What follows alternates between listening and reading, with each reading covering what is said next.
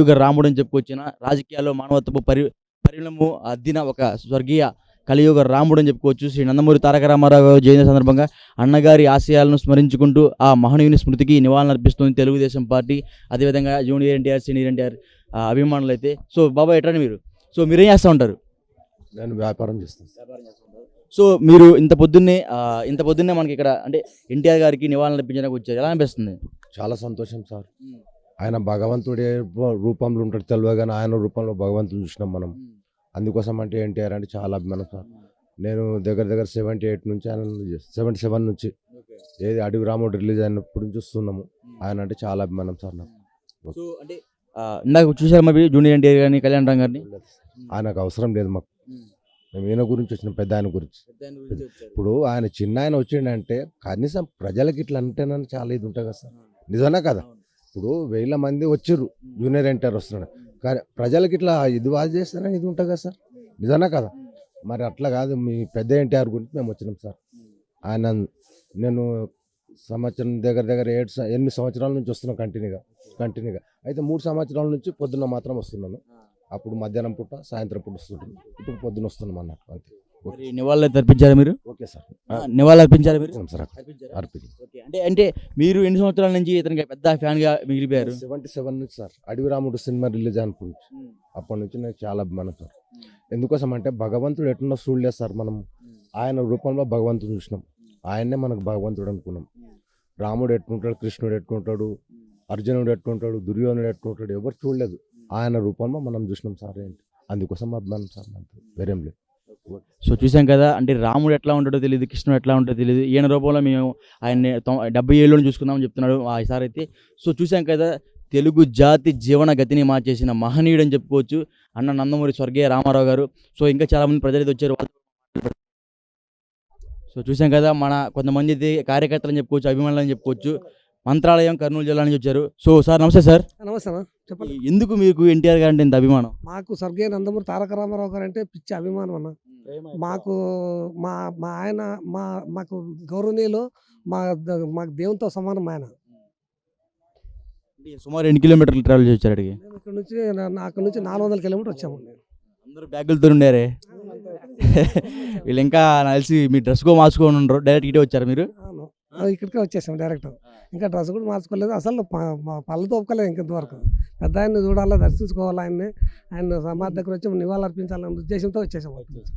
కేవలం ఈ పని మీద వచ్చారా లేదా వేరే పని మీద వచ్చారా? ఇక్కడికే ఆయన పెద్ద ఆయన వచ్చి, అందులో వచ్చి మా హీరో గారు కూడా వస్తారని, ఎన్టీఆర్ కానీ, బాలయ్య బాబు కానీ, కళ్యాణ్ రామ్ గారు కానీ వచ్చారు. వాళ్ళు వచ్చారు. ఇంకా పెద్ద మా బాలయ్య బాబు రాలే. ఇంకా మనం అక్కడి నుంచి బాలయ్య బాబు కోసం వచ్చాము. జై బాలయ్య, జై బాలయ్య, జై జై బాలయ్య, జై బాలయ్య, జోహార్ ఎన్టీఆర్, జోహార్ ఎన్టీఆర్, జోహార్ ఎన్టీఆర్. మనం చిన్న పిల్లలు, అదేవిధంగా ఒక యూత్ అయితే మనం చూసుకోవచ్చు. వాళ్ళ చేతి మీద అయితే పచ్చబోట్లు వేసుకుంటారు, గుండె మీద అయితే ఆయన ఆ టాటూలు వేయించుకుంటారు. అంటే ఈ వయసులో కూడా ఆయన జై బాలయ్య అని చేతి మీద రాయించుకోవడం అంటే ఒక పెద్ద విచిత్రం అని చెప్పుకోవచ్చు. సో ఇంకా అంటే ఎన్టీఆర్ గారిని చూసారా మీరు? జూనియర్ ఎన్టీఆర్ వచ్చారు. చూసాం. బాబు వచ్చి వాళ్ళ తాతగారికి నివాళులు అర్పించి వెళ్ళారు. కళ్యాణ్ రాంబాబు వచ్చాడు. ఇప్పుడు అదే తొందరలోనే బాలయ్య బాబు వస్తారని చెప్పినారు. అందుకోసం వెయిట్ చేస్తున్నాం. మళ్ళీ బాలయ్య బాబు కోసం వెయిటింగ్. బాలయ్య బాబు కోసం వెయిటింగ్. సో చూసాం కదా, ఎంతమంది అయితే కర్నూలు జిల్లా మంత్రాలయం నుంచి అయితే వచ్చారు. సో ఎంత కుర్రోళ్ళగా ఒక చేతి మీద పచ్చబొట్టు వేయించుకొని జై బాలయ్య అని మితిమీరిన అభిమానం చెప్పుకోవచ్చు మీరు అది. సో చూసాం కదా, ఇప్పటికైతే అందరు స్మారకం మొత్తం అమర్పించారు పెద్దానికి.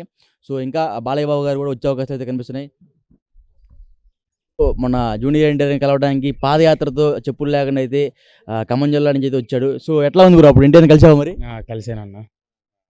సంతోషం వేసింది, చెప్పలేనంత సంతోషం అన్న. దేవుని చూసినట్టుంది. ఇక కాళ్ళు మొత్తం తగ్గిపోయాయా? తగ్గిపోయినా అన్న, తగ్గిపోయినా మొత్తం. వాళ్ళ ఇంటికాడికి పోయినప్పుడు, అన్నయ్య వాళ్ళ ఇంటికి వెళ్ళినప్పుడు తగ్గిపోయినాను ఆల్మోస్ట్. చూసేమన్నాడు మరి? చూశాడు. అన్నయ్య కూడా బాధపడ్డాడు అన్న. బాధపడి ఇంటికి వెళ్ళిపోమని మళ్ళీ పిలిపిస్తాను అన్నాడు. ఫస్ట్ ఇంటికి వెళ్ళిపోను అన్నాడు. జాగ్రత్త, ఇంటికి వెళ్ళి మంచి ఆరోగ్యం మంచి చూసుకోమని చెప్పి పంపించాడు. మళ్ళీ పిలిపిస్తా అన్నాడు. మళ్ళీ ఎందుకు వచ్చావు మరి అడిగి? మళ్ళీ ఇప్పుడు దేవుడిని ఒకసారి చూస్తే మళ్ళీ చూడబుద్ధి కదా అన్న. అలాగే నాకు కూడా మళ్ళీ ఒకసారి చూడబుద్ధి అన్న. మళ్ళీ నైటే బయలుదేరి వచ్చిన ఎన్టీఆర్ అన్న కోసం. అంటే కేవలం ఎన్టీఆర్ చూడటానికి లేదా పెద్ద ఆయన కూడా స్మరించడానికి వచ్చావా? పెద్ద ఆయన గురించి అన్నయ్య ఫ్యామిలీ తరపున నుంచి అందరి కోసం వచ్చిన అన్న ఫ్యాన్స్ అంతా ఖమ్మం నుంచి వచ్చిన ఎంతమంది వచ్చావు మీ వాళ్ళందరూ? మా వాళ్ళు ఒక 10 మెంబర్స్ దాకా వచ్చారు అన్న. అంటే ఎట్టకేలకు మీడియా దయ వల్ల నువ్వు ఎన్టీఆర్ అయితే కలిసావు. కలిసానన్న. సంతోషం అన్న. ఆల్మోస్ట్ అయితే ఎన్టీఆర్ అని కలిసిన మళ్ళీ చూడటం అంటే ఇంకా చాలా సంతోషంగా ఉంది. నీ పేరు ఏం పేరు మర్చిపోయావు సరే? నాగేంద్ర బాబు అన్న, ఖమ్మం జిల్లా. సో మనోడైతే నాకైతే నల్గొండ హైవేలో నల్గొండ అనేది హైదరాబాద్ వచ్చే మార్గంలో అయితే నాకు కనపడ్డారు ఒక అప్రాక్సిమేట్ ఒక 1 month బిఫోర్. సో చెప్పులు లేకుండా పాదయాత్ర చేసుకుంటా జూనియర్ ఎన్టీఆర్ని కలవాలని నడుచుకుంటూ వచ్చాడు. అప్పటికే మనోడు కాలు మొత్తం బొబ్బలు పడి బ్లడ్ వస్తా అట్లా జరుగుతుంది. సో ఎట్టకేలకైతే జూనియర్ ఎన్టీఆర్ని కలిశాడు. మరలా ఈరోజు మనకి ఇప్పుడు కలుసుకున్నారు. సో పెద్దయిన స్మారక దినోత్సవం సందర్భంగా మనోడు కలిశాడు. సో నాకైతే చాలా హ్యాపీగా ఉంది తమ్ముడు ఎన్టీఆర్ని కలిసినందుకు, అదేవిధంగా పెద్దయిన స్మారక దినోత్సవం వచ్చినందుకు. సో ఇంకా చాలామంది ప్రజలు కూడా వచ్చారు, అభిమానులు వచ్చారు, వాళ్ళతో కూడా మనం మాట్లాడే ప్రయత్నం చేద్దాం.